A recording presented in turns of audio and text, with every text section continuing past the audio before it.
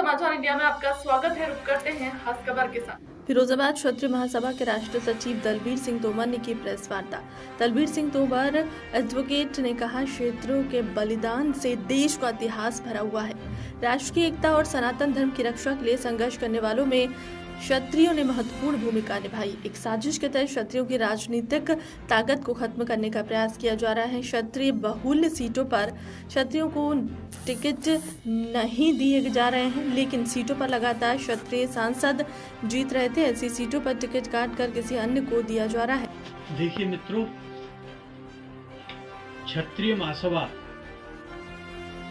ही नहीं बल्कि क्षत्रिय समाज का प्रत्येक व्यक्ति पूरे देश में 100% भारतीय जनता पार्टी के साथ पूरी ताकत से खड़ा है।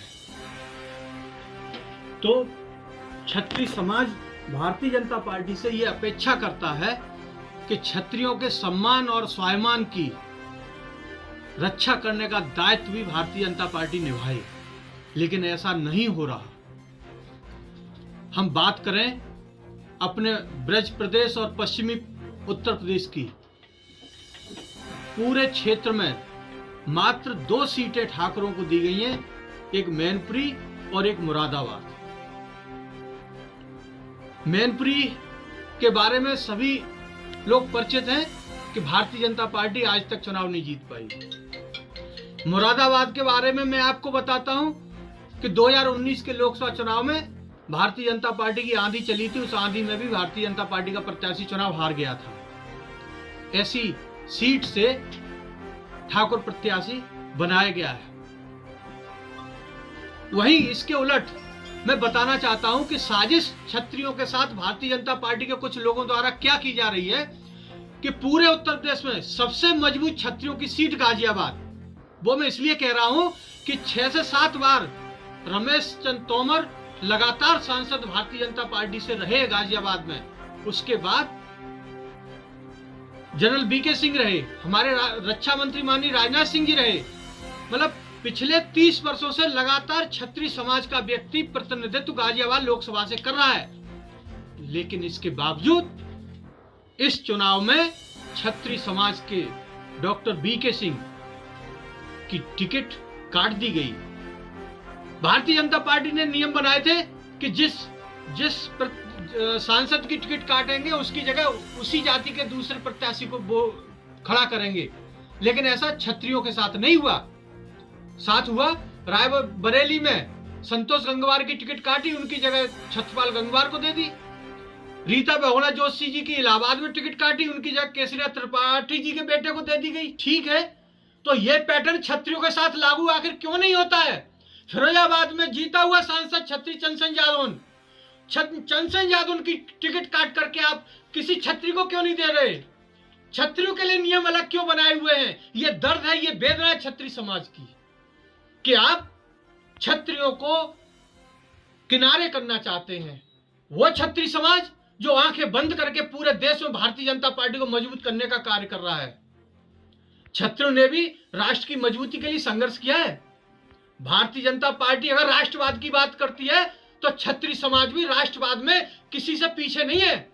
इस देश का इतिहास गवाह है कि क्षत्रियों को किसी से राष्ट्रवाद के प्रमाण पत्र की आवश्यकता नहीं है। इतिहास गवाह है कि क्षत्रियों के नौजवानों ने, क्षत्रिय वीरांगनाओं ने अपने सर कटाए, जौहर किए हैं देश की एकता अखंडता के लिए, इस सनातन की मजबूती के लिए, सनातन को बचाने के लिए। 1857 की क्रांति में लाखों की संख्या में हमारे समाज के नौजवानों ने बलिदान दे दिया। आप संख्या बल की बात करते हो?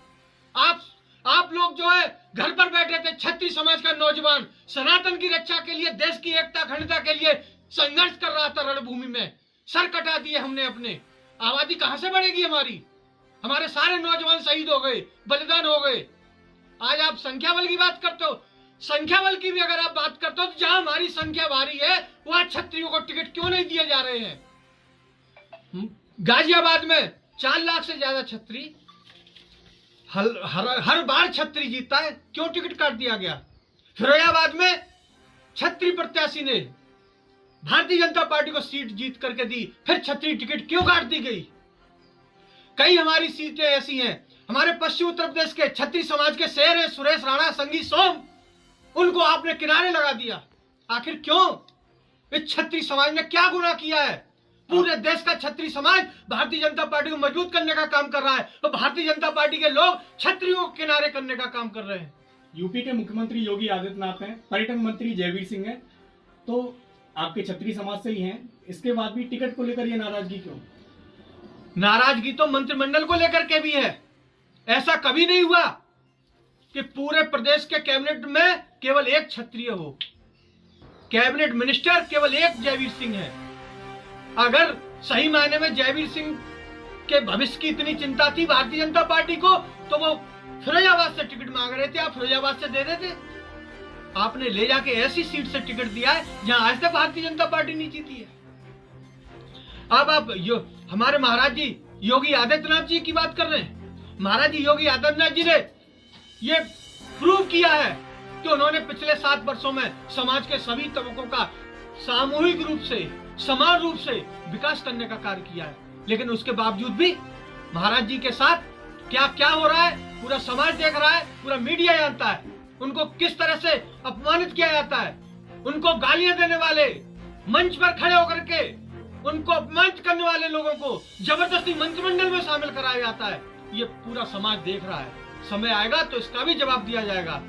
लेकिन ये जो साजिश रच रही है, ये जो साजिश रची जा रही है क्षत्रियों के खिलाफ, इसलिए हमें ये आभास हो रहा है कि जिस तरह से क्षत्रियों को किनारे करने का कार्य किया जा रहा है, क्षत्रियों की राजनीतिक हैसियत घटाने का कार्य भारतीय जनता पार्टी के लोग कर रहे हैं। यदि ऐसा ही रहा, हमारा समाज अगर आज नहीं बोला तो कल महाराज जी को भी हटाने का ये लोग प्रयास करेंगे। इसलिए हम आपके माध्यम से अपने समाज के लोगों को आगाह करना चाहते हैं कि आंखें बंद करके राजनीति न कीजिए।